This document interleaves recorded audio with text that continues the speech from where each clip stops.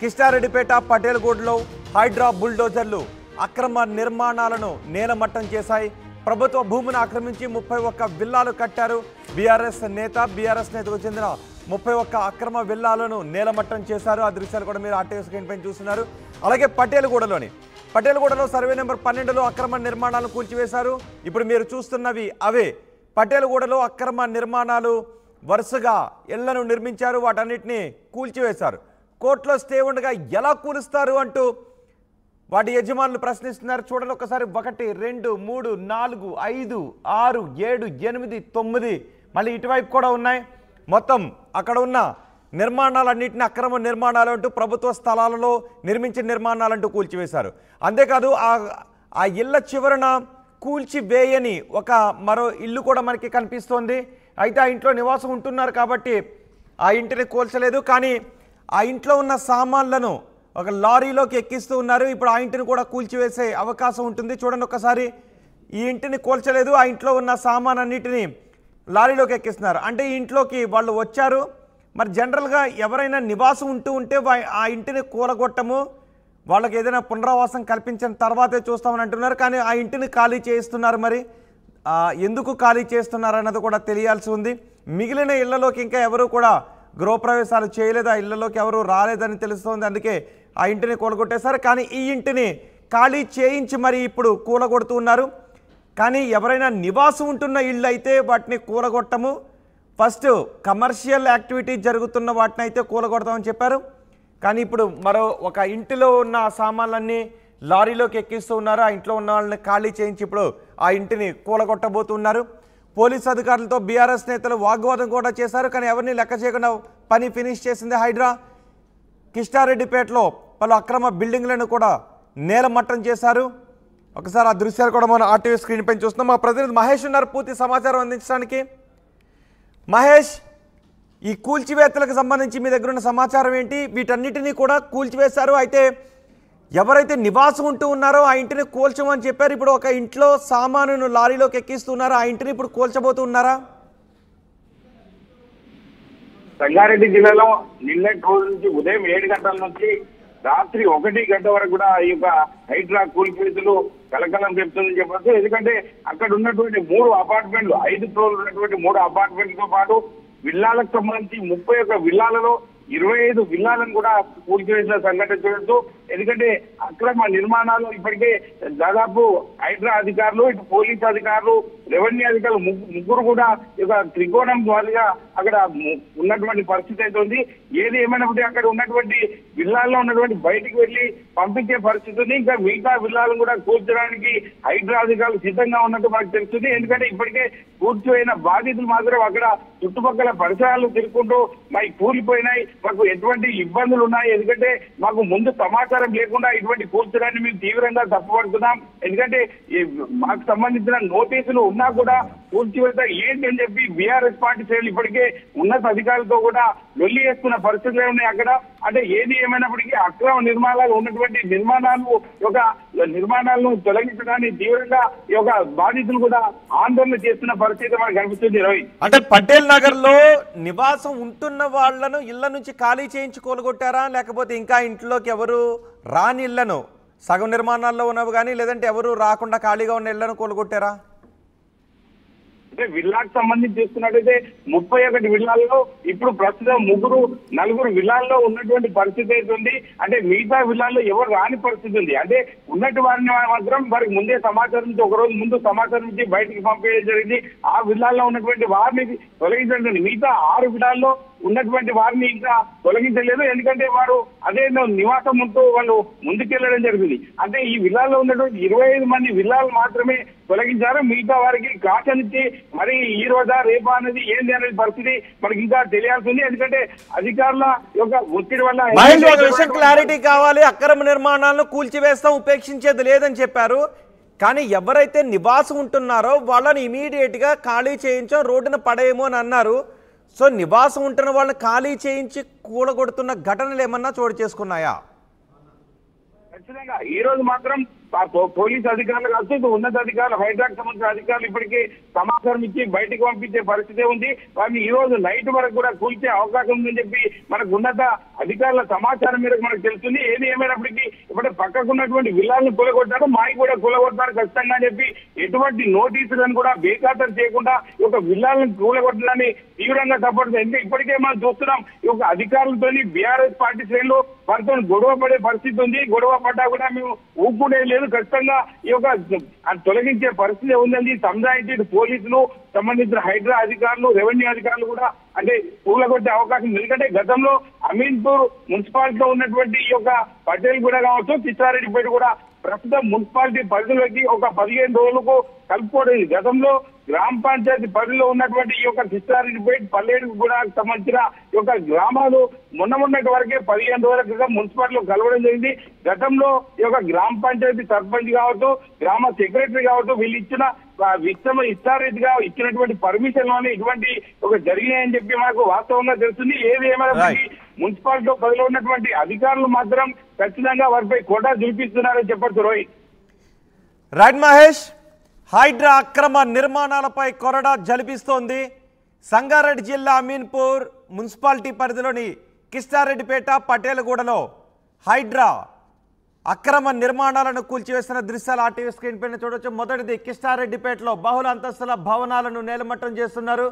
2 పటేలగూడలో విల్లాలను కూల్చివేశారు, నేలమట్టం చేశారు. మరొక విల్లాలో వాళ్ళ ఇంట్లోకి వచ్చేసారు, నివాసం ఉంటున్నారు. అయితే ఆ ఇంట్లో ఉన్న వాళ్ళను ఖాళీ చేస్తున్నారు. సామాన్ అంతా కూడా లారీలోకి ఎక్కిస్తున్న దృశ్యాలు ఆర్టీవీ స్క్రీన్ పైన చూడొచ్చు. ఆ ఇంటిని ఖాళీ చేయించి మరి ఇప్పుడు పటేలగూడలో ఇళ్లను కూలగొడుతున్నట్టుగా తెలుస్తోంది. అయితే దీన్ని తీవ్రంగా వ్యతిరేకిస్తున్నారు ఆ ఇంటి యజమానులు, బీఆర్ఎస్ నేతలు తీవ్రంగా వ్యతిరేకిస్తున్నారు. కోర్టులో ఈ కేసులు పెండింగ్లో ఉన్నప్పటికీ కూడా ఎటువంటి నోటీసులు ఇవ్వకుండా కూలగొడుతున్నారు. పైగా నివాసం ఉంటున్న ఇళ్లను కూలగొట్టము, వాళ్ళని రోడ్డున పడేయమని చెప్పి ఇప్పుడు ఖాళీ చేయించి మరీ కూలగొడుతున్నారు. నివాసం ఉంటున్న ఇళ్లను ఖాళీ చేయించి మరీ కూలగొడుతున్నారు అని ఆగ్రహాన్ని కూడా వ్యక్తం చేస్తున్నారు. కిష్టారెడ్డిపేటలో బహుళ అంతస్తుల భవనాలను ఏ విధంగా నేలమట్టం చేస్తున్నారో మనం చూడొచ్చు. ఒక హాస్పిటల్ బిల్డింగ్ను కూడా నేలమట్టం చేశారు, అది ఖాళీ చేయించి. కిష్టారెడ్డిపేటలో నిన్న 3 బహుళ అంతస్తుల భవనాలను, ఒకటి నిర్మాణంలో ఉంది, మిగిలిన 2 నిర్మాణం పూర్తయ్యాయి. అందులో హాస్పిటల్కి ఒకరు రెంట్కి తీసుకుని 15 రోజుల క్రితం హాస్పిటల్ని ప్రారంభించారు. దాన్ని కూడా అది కూడా కూలగొడతారేమనే భయంతో హడావుడిగా హాస్పిటల్ని ప్రారంభించారు, దాన్ని కూలగొట్టేశారు. కానీ పటేలగూడలో నివాసం ఉంటున్న ఇళ్లను కూడా కూలగొట్టారు అని లబోదిబోమంటున్నారు బాధితులు ఏమన్నారు ఒకసారి విందాం. అంతేకాదు బీఆర్ఎస్ ఎమ్మెల్యే కూడా దీని గురించి మాట్లాడారు, మాధవరం కృష్ణారావు కూడా మాట్లాడారు. ఒకసారి మాధవరం కృష్ణారావు ఏం మాట్లాడారు, బాధితులు ఏం మాట్లాడారో చూద్దాం. ఇంకా శాంక్షన్ ఉందన్న ఎస్టీపీ వర్క్ స్టార్ట్ చేసాగానే మళ్ళా కోర్టు ఆర్డర్ ఇచ్చింది హైకోర్టు. మీరు పట్టదారులకు ఏం జవాబు చెప్పగలుగుతారు? న్యాయస్థానానికి ఏం చెప్తారు? న్యాయస్థానం ఉంది, న్యాయస్థానానికి ఏం చెప్తారు? మీరు డైరెక్ట్ మీకు ఇస్తాను, పంపిస్తాను కావాలి, మీకు ఇచ్చొచ్చి రాలేదు. మీరు వచ్చిర్రు నిన్న, మీ ఉద్దేశం మంచి ఉద్దేశం ఉండొచ్చు, నేను కాదనట్లేదు. కానీ అందులో ఉన్నటువంటి కిరాయి తీసుకున్న వాళ్ళకు కనీసం ఒక 2 గంటలు 4 గంటలు టైం ఇవ్వండి, మేము ఉన్నటువంటి సామాన్లను బయట తీసుకుంటామంటే కూడా నిరుపేదలు నిన్న ఎంత ఇబ్బంది పెట్టారనేటువంటిది మీ అన్ని టీవీలలో చూశారు. అంత అవసరమేమని, అంత కొంపలు మునిగేది ఏముందని 10 రోజులు టైం ఇవ్వండి, ఒక 15 రోజులు టైం ఇవ్వండి. కిరాయి ఉన్నోళ్ళుంటే కిరాయి ఉన్నటువంటి వాళ్ళందరినీ కాల్ చేపించే ప్రయత్నం చేయండి. ఎవరైతే కిరాయికి ఇచ్చిందో వాళ్ళ మీద యాక్షన్ తీసుకొని కావాలంటే. అంతేగాని నిరుపేదలు ఏడుస్తుంటే, గర్భిణీ స్త్రీ ఉంటే బయటికి వెళ్ళి కొట్టవలసినంత అవసరం ఏముంది? మీరు సాటర్డే సండే వచ్చిందంటే హైదరాబాద్ నగర ప్రజలు ఎవరు కూడా పండుకోవట్లేదు మీ భయానికి, ఎవరి మీద ఏ టైంలో ఏమి తీసుకొస్తారో అని. స్పష్టంగా శాసనసభ పెట్టండి, అసెంబ్లీ పెట్టండి, ప్రతిపక్షాలతో చర్చ జరపండి. అసెంబ్లీలో ఈ చెరువు ఇంత విస్తరణ ఉంది, ఈ చెరువు ఈ సంవత్సరంలో కబ్జాలైనాయి మాట్లాడితే గత 10 సంవత్సరాలే మాట్లాడుతున్నారు తప్ప ఎన్ని చెర్లు, హైదరాబాద్ చెర్లు ఎన్ని చెర్లు ఉన్నాయి? అసలు నాకు తెలిసిన మటుకు 600 చెర్లు ఉన్నట్టుగా నాకు ఇన్ఫర్మేషన్ ఉంది. ఇప్పుడు ఉన్నటువంటి చెర్లు 180, 170 మరి కడమ ఏ ఆయంలో జరిగిపోయినాయి? ఎవరు చేసిరి పాపము? ఏ పార్టీలు చేసిరి పాపము? నిరుపేదలను పొట్టగొట్టాలని ప్రయత్నం చేస్తున్నారు, ఇది మంచిది కాదు. నేను అడుగుతా ఉన్నాను ఈ రోజున, మరి పట్టాదారులకు మీరు టీడీఆర్ ఇచ్చి తీసుకొని డెవలప్ చేయండి, బాగుంటుంది. నష్టపరాలు ఇవ్వండి, ఇచ్చి తీసుకోండి. ఎక్కడైతే నిజంగా సిక్కం ల్యాండ్ ఉన్నటువంటి ఉందో, ఏదైతే కాచకుంటా ఉంటుంది ఇక్కడనే పక్కకి 8 ఎకరాల 37 గుంటలు ఉంటుంది. ఎంత ఆశ్చర్యం అంటే అలా నేను దానికి వాటర్ వర్క్స్కి ఇచ్చాను. అలా 2 జడ్జీలు అయినాయి. అలా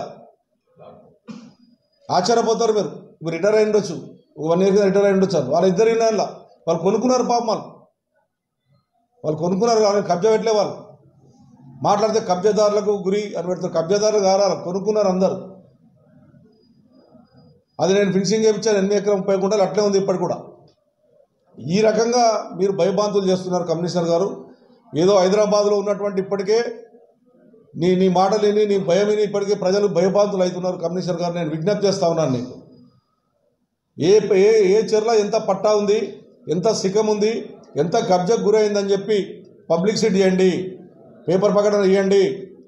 డబ్ల్యూసీ వాళ్ళు తీయాలి. ఇప్పుడు రేపు పాములు, కుక్కలు, పందులు జమైపోయి మళ్ళీ హైదరాబాద్ నగరం పార్టీ ఇమ్మీడియట్ తీయండి. ఎందుకు తీయరు మీరు? వరంగల్ అతను లంబడతను పాపము 1 గంట టైం ఇవ్వండి, మేము మిషన్ తీసుకుంటామంటే వాళ్ళ పక్క నొక్కేసి వాళ్ళని చేసారు. అదేవిధంగా అమ్మాయి ప్రెగ్నెంట్ ఉందంటే వాళ్ళ పైన నొక్కేసి వాళ్ళు 2 గంటల టైం అంటే వాళ్ళని నొక్కేసి. అంత అవసరము ఏముండే? అంత కొంపలు మునిగేది ఏముంది? మీరు ప్రభుత్వ పథకాలను పక్కదారి పట్టించే ప్రయత్నం చేస్తున్నారు. ఇది మంచిది కాదని చెప్తున్న కమిషనర్ గారు, మీరు ఆలోచన చేయండి. మీకు కూడా పిల్లలు ఉన్నారు, మీకు కూడా భార్య పిల్లలు ఉన్నారు. ఇటువంటి ఉసురు మంచిది కాదు. నిరుపేదలను కాపాడే ప్రయత్నం చేయండి, మంచి పని చేయండి. మీరు చెరువులు తీస్తున్నారు, చెరువులు కాపాడే ప్రయత్నం చేస్తున్నారు కాబట్టి ఇమ్మీడియట్గా వాళ్ళకు ఉన్న పట్టాదారులకు నష్టపరం ఇవ్వండి. ఇమ్మీడియట్గా టేకప్ చేయండి. హెచ్ఎండిఏకో జిహెచ్ఎంసీకో ఇమ్మీడియట్గా డెవలప్మెంట్కి ఆర్డర్ ఇవ్వండి. మంచి పని చేసి ఆలోచన చేయండి. మీరు వచ్చి గులవటే చనిపోతున్న చెత్త తీయాలి. ఇప్పుడు ఆలోచన ఏంటి మీది? ఇష్టానుసారంగా హైదరాబాద్ నగరంలో ఉన్నటువంటి మీరు అన్నీ కూడా భయభ్రాంతులు చేస్తున్నారు. అది కూడా సాటర్డే సండే ప్రోగ్రాం పెట్టుకోవడం, 450 మంది పోలీసులను తీసుకురావడం,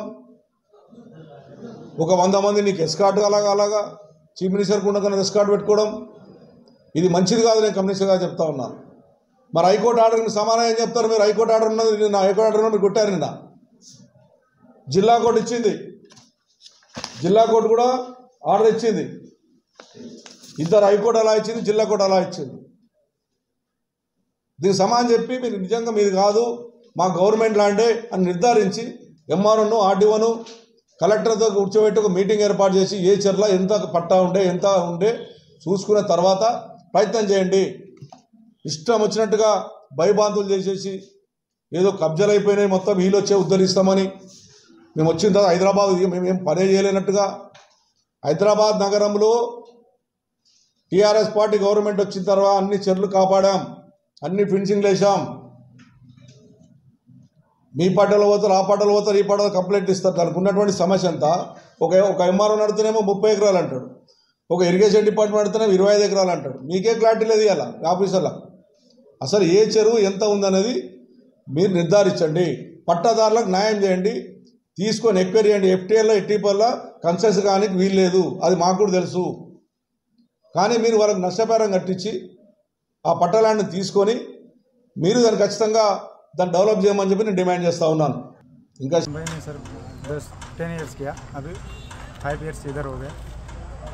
मलिक ट्रेडिंग डिमोलेशन. तुम्हारा नाम क्या है? सुभाष साहनी. हाँ, आप कहाँ से हैं सर? यूपी से. कितने साल से काम कर रहे हैं? 15 इयर्स.